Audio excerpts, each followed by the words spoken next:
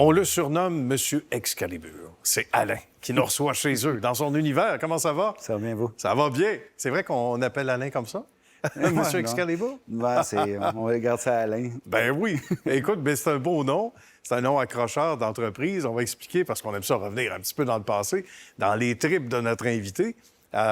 Comment, pour toi, d'abord personnellement, comment ça a commencé la passion, d'abord, du manuel, des matériaux et des bonnes idées? On commence avec les vélos, c'est ça? Oui, Premier oui, emploi ou à peu près? Tu sais, les premières fois, quand je suis tombé en affaires, c'est en 84, faire une histoire vite. Je faisais de la course de vélo, puis les magasins Canadian Tire avaient un besoin de faire assembler leurs vélos pour les vendre à la clientèle. Ah bon? Fait que ça a commencé que je devais être débrouillard et très manuel parce que j'ai commencé à assembler des vélos pour ces magasins-là, puis je faisais ça tellement d'une façon rapide puis efficace que les autres magasins commençaient à appeler à travers la ville. Déjà? Ouais.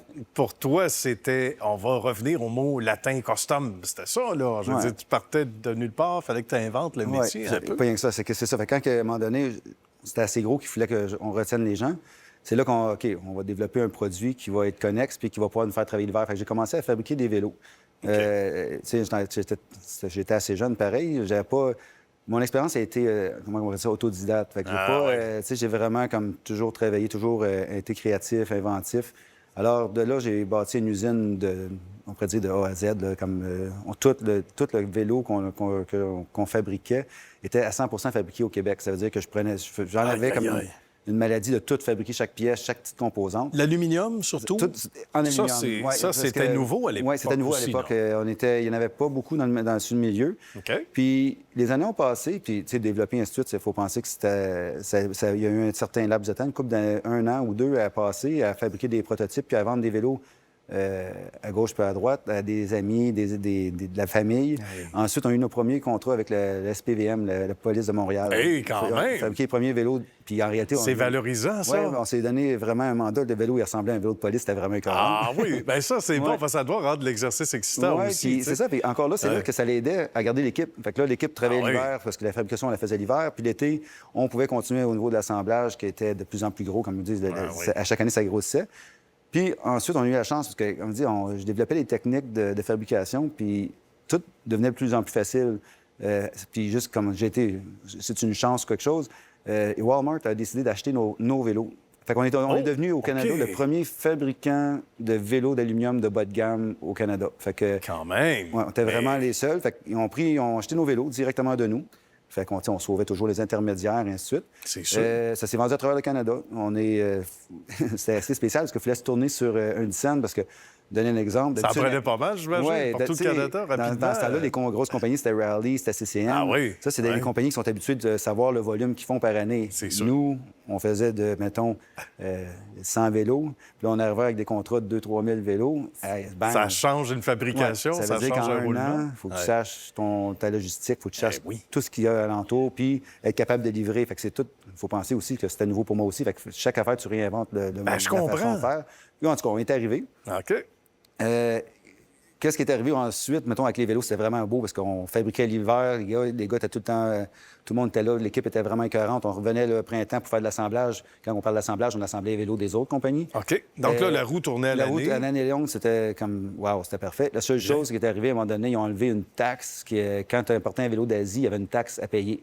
Ce qui faisait que c'était valorisant de prendre un vélo au Québec. Ensuite, sans cette taxe-là, souvent, ça dérangeait plus. Là. Prendre un vélo en Asie ou ailleurs, c'était vraiment pas cher, fait que ça valait pas la peine d'aider. Donc ça a changé la donne, ça a changé la donne, contrat, etc. Ça a vraiment changé la donne. Fait que du jour au lendemain, on se retrouve avec toute cette expertise-là. Alors c'est là que on s'en est servi, j'ai commencé à fabriquer toutes sortes de produits, à développer toutes sortes d'inventions. Là, il faut être imaginatif. Il faut faire attention, parce que quand on développe, le problème, c'est dispendieux. Fait que, tu sais, tous les inventeurs, les créateurs de ce monde, c'est extrêmement dispendieux. Ça veut dire que pour arriver à inventer puis créer, il faut que tu travailles extrêmement fort pour compenser, parce que c'est comme... Si tu n'as pas de vache à lait, tu peux pas être un créateur, inventeur. Ben oui, puis ton prototype coûte cher. Exactement. Ça va trop vite, c'est trop passionnant comme entrevue. Qu'est-ce qui nous amène au Excalibur qu'on connaît aujourd'hui? C'est l'expertise de tout ça, dans le fond? Tu as fait tes galons comme ça? C'est ça. C'est la forge du temps qui a fait que aujourd'hui, on développe des produits, que ce soit En réalité, on développe des produits pour l'industrie. Ça veut dire puis on vend à l'industrie en quantité. Et on a notre propre ligne de produits. On a la ligne Wall Out, que c'est nous qui avons inventé, fabriquons, puis c'est distribué par Quincaillerie Richelieu. La ligne OneView, qui est pareille. Okay. Ensuite, on a la porte à ouverture verticale sans électricité, le bateau électrique. Okay. C'est tout. On fabrique de A à Z. Quand on dit de A à Z, c'est vraiment chaque pièce est faite ici. Toutes les pièces sont fabriquées ici. Ça passe par ici. Ouais. Puis en plus, on a une équipe de hors pair incroyable, puis ce qui nous permet, parce que encore là, on invente, c'est créatif, mais on ne peut pas faire ça avec des gens qui sont trop structurés. C'est trop, on appelle ça farfelu. C'est sûr, ça prend des artistes quelque part. C'est ça. Alors, on a toute une belle équipe qui est incroyable, que ça fait des années qu'on travaille. J'en ai même qui ça va faire on pourrait faire les 30 ans, après ça, 15 ans. On ne dira pas, mais c'est 30 ans. 40 ans. Mais c'est dire comment les gens apprécient aussi ton leadership. Mais c'est vrai qu'il y a quelque chose d'artistique. C'est très custom. Ouais. Tu me disais avant de commencer, puis c'est déjà la fin, ça va trop vite, Alain. On est le fabricant du fabricant, souvent, pour l'extérieur. Ouais. Alors, c'est passionnant, puis ça doit être excitant de travailler ici. Alors, on lance le message, parce qu'à un moment donné, la famille s'agrandit. On a toujours besoin de gens, j'imagine.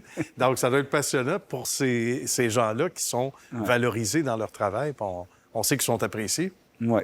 C'est bien. Bien, Alain, ça a été un beau tour d'horizon. Merci à toi. Bravo pour ton beau succès, de ta polyvalence qui t'a amené jusqu'ici et de nombreux projets à venir, mon ami également.